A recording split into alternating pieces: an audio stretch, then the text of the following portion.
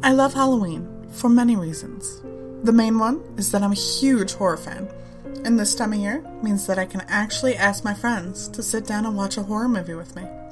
I adore the genre of horror, and over the many years that I've been reading, watching, or maybe listening, I've grown accustomed to all of what is to offer. There isn't anything fresh that horror movies have to give that actually manages to frighten me. For example, I am totally immune to jump scares. I always see them coming. I want to tell you about a terrifying experience I had that wasn't anything to do with a horror film, but something that happened in reality. It was this time of year, Halloween, and it was about 3 years ago. I was 18, just starting university, and had a pretty good group of friends. As with every university student's social group, we all ran out of money pretty quickly after blowing it all on alcohol or parties. In a vote, we all decided to get jobs and work part-time in order to get some money flowing. My friend Jenna, studying an acting degree, took a role at a haunted house. You know, one of those places where actors in ghost costumes are paid to try and scare the shit out of you. It was a sweet job for Jenna, because she was right in her element. Months go by, and Jenna doesn't really talk about her job. All we know is that she got a steady paycheck. Therefore, we didn't really question it. If any of us asked her how her work was, she replied with a fine, but when I think about it, it never really sounded sincere. She often seemed distracted. October 31st loomed on the horizon, and I was wholeheartedly excited for Halloween. On the night of the 30th, one of my friends decided to ask Jenna if we could go to the haunted house for some cheap fun and laughs. She was reluctant at first, but we managed to persuade her as long as we stayed out of trouble. The day came around, and we all set off around 8:30. The whole place was dead, especially as it was the night everyone had been waiting for.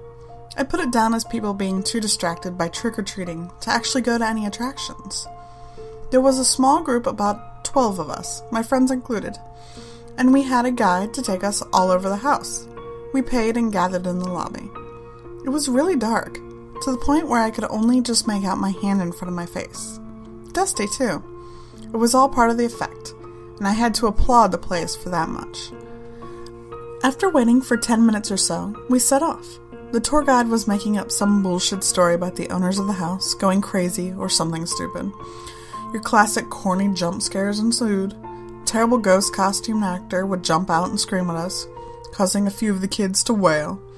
This carried on for several minutes, and I was enjoying it, until I fell to the back of the group. I was about 12 or so feet behind, but it was mostly because I was just trying to soak up the creepy atmosphere of the place. The group turned a corner and entered another room.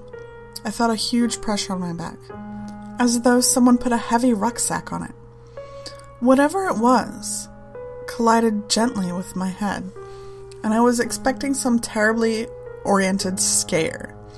The thing that was on my back caused me to stumble forward, and fell to the ground with a huge crash, causing dust all around the figure to rise up and make me cough. Several antagonizing seconds passed before the dust cleared, and someone dressed up had fallen to the ground. They were wheezing. Their throats sounded as though it had been ripped and scratched to pieces. Still face down, the high-pitched panting drew to a crescendo of horrendousness and finally died away. I was in shock. This was more realistic than the corny Halloween fun I was expecting. The group were several rooms away now. I mustered out a, "Hey, are you okay?" to the lifeless body beneath me. Fearing the worst, I propped them up off the floor. Blood gushed out onto my hands, and I felt the entrails and organs of this person, as though it were a huge pile of guts taken from a hollowed-out human. The blood was flowing onto my pants, and I was shouting at the top of my lungs at the form in front of me. This person, who I assumed to probably be a young lady, let out a hoarse scream before they once again fell out of my grip and into the floor once more, face up this time. At that moment, Jenna turned a corner. No mask or costume, just Jenna. "Jenna, what the fuck is this? What's going on?" The words were hard to say. I had to force them out of my throat behind the veil of tears and voice cracks. "Oh," she answered calmly. "That's Sarah, one of my colleagues." Is she dead?" "Yeah, that happens sometimes. Customers just get so scared shitless they respond physically. We've been told to expect some pretty strong reactions. So, it's just normal now. She had her throat torn out? Nasty." I slumped to the floor, shaking, quivering at the sight before me. I couldn't believe what I was hearing. Jenna extended a hand in front of me.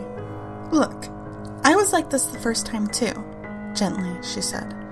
"Come on, get up. I'll take you outside for some air."